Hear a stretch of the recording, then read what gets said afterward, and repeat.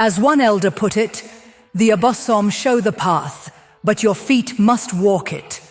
Perhaps the most remarkable testament to the power of the Abosom is their survival and transformation through one of history's greatest traumas, the transatlantic slave trade. When enslaved Akan people were forcibly transported to the Americas, they carried their spiritual knowledge with them, though they had no physical shrines or ritual objects. Against overwhelming odds, they preserved core concepts and adapted practices to new environments. In Jamaica, Tano became River Muma in Jamaican folk religion. In Cuba, Akan spiritual concepts blended with Yoruba and Catholic elements to influence Santeria. In Suriname, Akan religious elements became part of Winti practices. In Brazil, they contributed to candomblé and other African-derived traditions. In the United States, particularly in the Sea Islands of Georgia and South Carolina, descendants of enslaved Akan people maintained spiritual practices that scholars now recognize have direct connections to Abosom worship, though often hidden behind Christian terminology to avoid persecution. This spiritual diaspora demonstrates the resilience of Akan cosmology. The Abosom were not abandoned but transformed, finding new rivers to inhabit, new natural features to embody, and new communities to protect. As one Jamaican spiritual leader noted, "The old powers crossed the water with our ancestors. They speak with different accents now, but their essence remains the same." This survival wasn't merely cultural persistence, but spiritual resistance, maintaining connection to divine forces that affirmed the full humanity and spiritual agency of people whom the slave system attempted to reduce to property. What place does the Abosom hold in today's rapidly changing world? Far from fading into history, these divine intermediaries continue to adapt and evolve.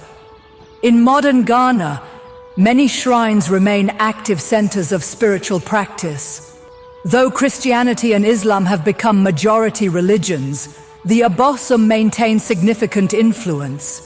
Some Ghanaians identify exclusively as traditionalists, openly serving the Abosom. Many more practice a syncretic spirituality, attending church on Sunday while consulting traditional priests for specific needs.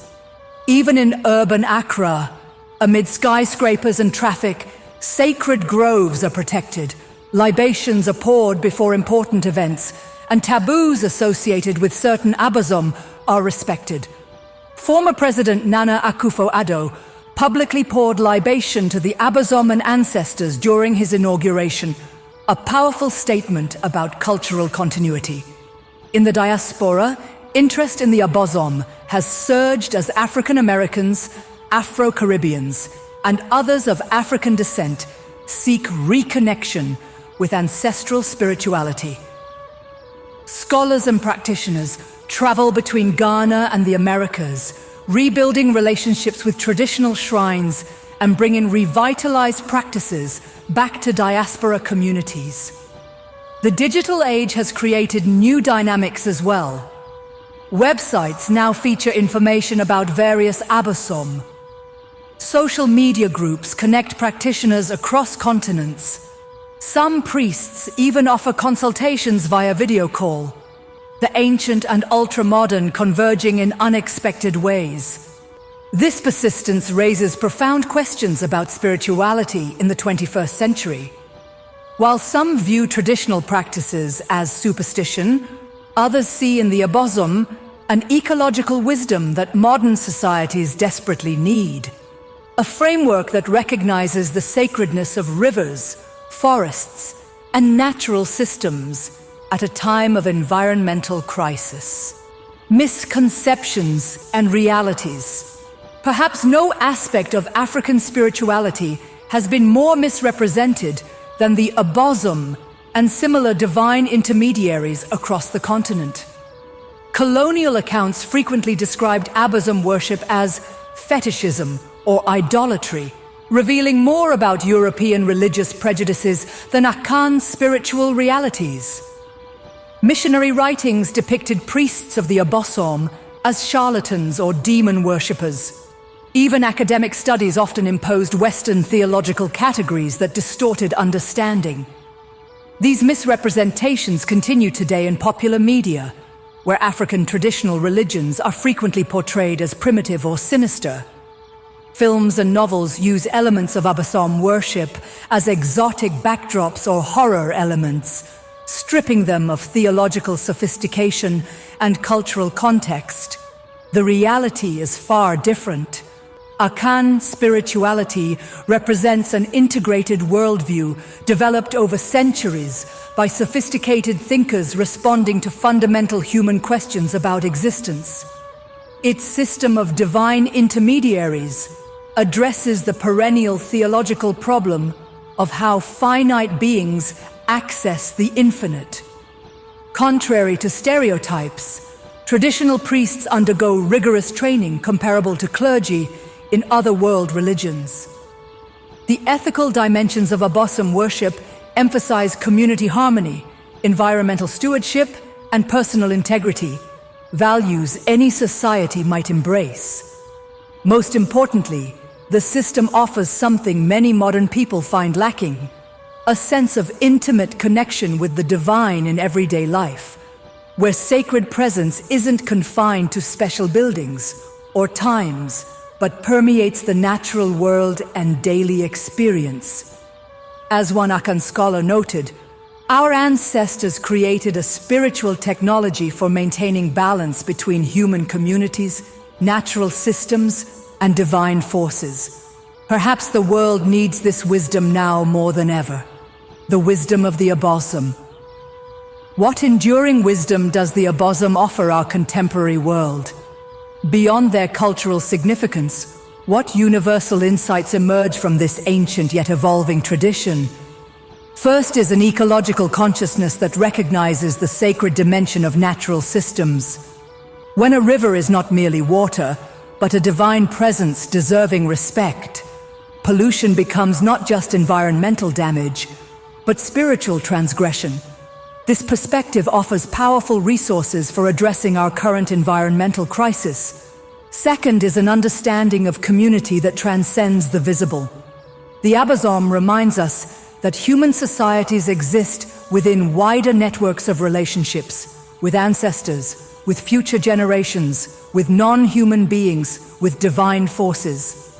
This expanded sense of community fosters responsibility beyond immediate self-interest.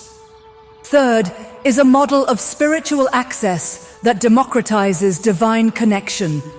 While priests play important roles, individuals maintain direct relationships with particular Abosom based on their clan, birth circumstances, or personal affinity. This system offers both specialized expertise and personal spiritual agency. Perhaps most profoundly, the Abosom represent a way of experiencing the world as alive with meaning and presence. In contrast to materialist worldviews that see nature as an inert resource or mechanistic system, Akan spirituality perceives mountains, rivers, storms, and forests as expressions of consciousness with which humans can communicate. This isn't mere animism or projection of human qualities onto nature. It's a sophisticated recognition that consciousness manifests in countless forms throughout the cosmos, that humanity isn't the sole possessor of awareness, intention, and communication. As climate changes and species vanish, as digital technology increasingly mediates our experience, perhaps we need this ancient wisdom that calls us back to direct relationships with the living world around us. We began our journey with the sound of water, the sacred river where Abosom dwells.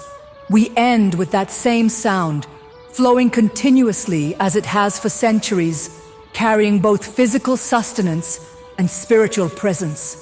The Akan have a proverb, "Ensuo aauno yabonedin." The river that is finished does not speak its name. It reminds us that what truly matters endures without needing to announce itself. For centuries, outside forces predicted the disappearance of the Abosom. Colonial administrations banned their worship. Missionaries condemned their priests. Modern education systems ignored their wisdom. Yet they have continued flowing, like underground streams, sometimes hidden but never dry.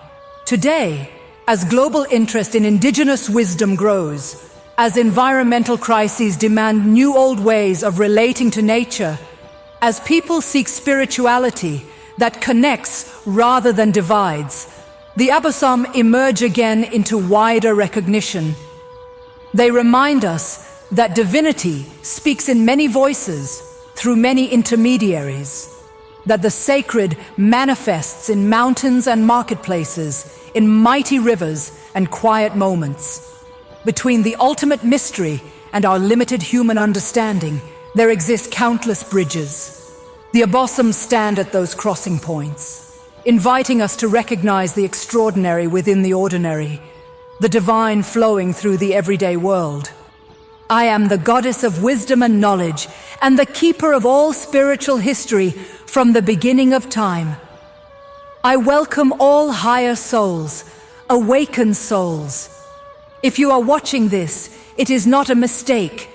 You are supposed to be here. You will find what you are looking for after watching this video.